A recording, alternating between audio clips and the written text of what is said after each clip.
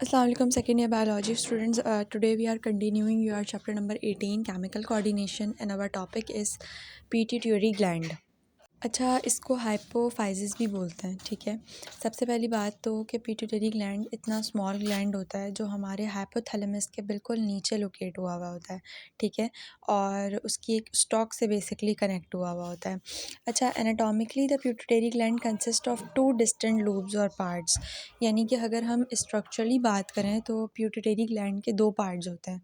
ठीक है, सबसे पहले तो एंटीरियर पिट्यूटरी लोब, ठीक है, जो ग्लैंड्यूलर लगता है बिल्कुल, विच लुक लाइक ग्लैंड्यूलर, और जो पोस्टीरियर पिट्यूटरी लोब है, सही है, यानी कि दूसरा पार्ट इसका, जिसको हम पोस्टीरियर पिट्यूटरी लोब कहते हैं। अच्छा, अब दो नाम भी हैं, यानी कि जो एंटीरियर पिट्यूटरी लोब है उसको हम एडिनोहाइपोफाइजिस बोलते हैं, और जो हमारा पोस्टीरियर पिट्यूटरी लोब है वो बेसिकली हमारा न्यूरोहाइपोफाइसिस लोब है। ठीक है, जिसको हम न्यूरोहाइपोफाइसिस कहते हैं। अब अगर हम बात करें एंटीरियर पिट्यूटरी की, जिसको हम एडिनोहाइपोफाइसिस भी बोलते हैं, सबसे पहली बात तो ये फ्रंट पार्ट होता है। ठीक है, दूसरी बात ये कि ये ख़ुद से एंडोक्राइन ग्लैंड होता है अपना, यानी कि ख़ुद से ऐसा फंक्शन करेगा कि ये एंडोक्राइन ग्लैंड लगे, यानी कि हार्मोन्स ख़ुद से रिलीज़ कराता है ब्लड स्ट्रीम के अंदर। ये जो है ना वो साथ साथ 7 इंपॉर्टेंट हार्मोन सीक्रेट्स करा रहा है। ये जो हार्मोन है बहुत इंपॉर्टेंट रोल प्ले करते हैं हमारे स्पेसिफिक ऑर्गन्स के अंदर, उनकी ग्रोथ के अंदर बहुत इंपॉर्टेंट रोल प्ले करते हैं। साथ साथ जो रिलीज़ हार्मोन्स की रिलीज़ हो रहे हैं, जो हार्मोन्स प्रोड्यूस हो रहे हैं, ठीक है, दूसरे एंडोक्राइन ग्लैंड से, उनको भी ये इन्फ्लुएंस कर रहा होता है। Therefore, several hormones of the anterior pituitary are collectively termed as, अच्छा, वो hormones जो anterior pituitary से बने होते हैं उनको हम are often referred to as tropic hormones और tropins, यानी कि हम उनको अक्सर जो है वो tropic hormones या tropins भी बोलते हैं। ये hormones क्या करते हैं, उनको stimulate करते हैं ताकि वो अपने ख़ुद के hormones जो है वो secrete कराएं। अच्छा, tropic hormones act on other endocrine glands, ये यानी कि जो ट्रॉपिक हार्मोन्स होते हैं उनके पास अपना ख़ुद का एक स्पेसिफिक फ़ंक्शन होता है, यानी कि मखसूस फ़ंक्शन होता है कि वो दूसरे एंडोक्राइन ग्लैंड्स को स्टिमुलेट कराएं, उनको प्रॉम्प्ट कराएं कि वो रिलीज़ करवाएं हार्मोन्स। ठीक है, ये हार्मोन्स जो है ना साथ साथ जो प्रोड्यूस हो रहे होते हैं, दूसरे एंडोक्राइन ग्लैंड्स जो हार्मोन्स प्रोड्यूस करा रहे होते हैं, ये उनको जो है जाके स्टिमुलेट कराते हैं ताकि वो जो है हार्मोन्स रिलीज़ कराएं। अच्छा, इसकी पहली टाइप आती है हमारे पास एडिनोकॉर्टिकोट्रोपिन हार्मोन, ACTH। ठीक है, अच्छा, ये इसकी एग्जांपल है ट्रॉपिक हार्मोन की। ये क्या करता है, बेसिकली स्टिमुलेट करता है एड्रिनल कॉर्टेक्स को। एड्रिनल कॉर्टेक्स क्या है, हमारा एड्रिनल ग्लैंड का पार्ट है जो क्या चीज़ प्रोड्यूस कराता है, एड्रिनल ग्लैंड कॉर्टिकोस्टेरॉइड्स। ठीक है, यानी कि ये कॉर्टिकोस्टेरॉइड्स प्रोड्यूस कराने के लिए क्या करता है, स्टिमुलेट कराता है एड्रिनल कॉर्टेक्स को। अब बात करते हैं मेलानोसाइट स्टिमुलेटिंग हार्मोन की, जिसको हम MSH कहते हैं।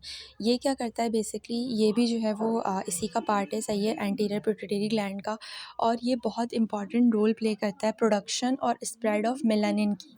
मेलानिन क्या है, बेसिकली वो पिगमेंट है जो हमारी स्किन कलर के लिए रिस्पॉन्सिबल होता है हमारी स्किन के अंदर। तो ये जो मेलानोसाइट स्टिमुलेटिंग हार्मोन है, ये इस मेलानिन की प्रोडक्शन भी करा रहा है, साथ साथ इसको स्प्रेड भी करा रहा है। अब आता है तीसरा, ग्रोथ हार्मोन, जिसको हम SH बोलते हैं, SH नहीं, GH। ठीक है, और सोमाटोट्रोपिन STH। ठीक है, इसको ग्रोथ हार्मोन को हम सोमाटोट्रोपिन हार्मोन भी बोलते हैं, STH। ठीक है, ये किस लिए रिस्पॉन्सिबल होता है, हमारी मसल्स की ग्रोथ के लिए, बोन्स की ग्रोथ के लिए, और जो बॉडी के अंदर वेरियस टिश्यूज़ मौजूद हैं उनकी ग्रोथ के लिए भी। अब अगर हम बात करें प्रोलैक्टिन की, तो प्रोलैक्टिन जो है मेमरी ग्लैंड्स को ट्रिगर कराता है कि वो मिल्क प्रोड्यूस कराएं, और बहुत क्रिटिकल रोल प्ले करता है लैक्टेशन में। लैक्टेशन बेसिकली वही प्रोसेस है जिसके अंदर मेमरी ग्लैंड्स जो है वो प्रोड्यूस करा रहे होते हैं मिल्क। अब आ जाते हैं थायराइड स्टिमुलेटिंग हार्मोन पे। ठीक है, ये जो है वो TSH है। ये क्या करता है, थायराइड ग्लैंड को प्रमोट कराता है ताकि वो जो है थायरॉक्सिन प्रोड्यूस कराएं। सही है, थायरॉक्सिन एक ऐसा की हार्मोन है जो हमारे मेटाबॉलिज्म को रेगुलेट कराने में हेल्प करा रहा होता है, उस चीज़ में इन्वॉल्वमेंट होती है इसकी। अच्छा, अब आता है ल्यूटिनाइजिंग हार्मोन। ठीक है, ये जो है वो इसका बहुत इंपॉर्टेंट फंक्शन है हमारे गुनेड्स, यानी कि टेस्टिस और ओवरीज, जो मेल और फीमेल रिप्रोडक्टिव पार्ट है, उसको स्टिमुलेट कराने में, और साथ साथ स्टेरॉइड हार्मोन्स प्रोड्यूस कराने में। ठीक है, जिसके अंदर कौन कौन से आते हैं, एस्ट्रोजन आता है, ठीक है, प्रोगेस्टेरॉन फीमेल्स के अंदर, और ज़ाहिर है टेस्टेरॉन मेल्स के अंदर। Now last but not the least, follicle stimulating hormone FSH, ठीक है। ये जो है वो ओवरियन फॉलिकल्स, फीमेल्स के अंदर जो ओवरियन फॉलिकल्स होते हैं उनके डेवलपमेंट में इन्वॉल्व होता है। मेल्स के अंदर FSH जो है वो स्पर्म्स की डेवलपमेंट के लिए इन्वॉल्व होता है। अच्छा, दोनों FSH और LH जो हैं इनको हम कैटेगराइज करते हैं गोनाडोट्रोपिन्स की तरह, GNTH की तरह, क्योंकि गोनाडोट्रोपिन भी जो है वो मेल और फीमेल गोनेड्स के फंक्शन को स्टिमुलेट कराता है, तो उसी तरह का फंक्शन होता है इनका भी।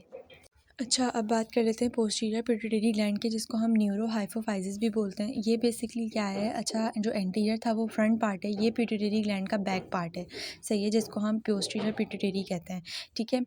पोस्टीरियर पिट्यूटरी ग्लैंड के पास बेसिकली दो एंडिंग्स होती हैं, दो तरह की न्यूरोसेक्रेटरी सेल्स की। बेसिकली ये जो सेल बॉडीज़ होती हैं ये कहाँ पे मौजूद होती हैं, हाइपोथैलेमस के पास, ठीक है।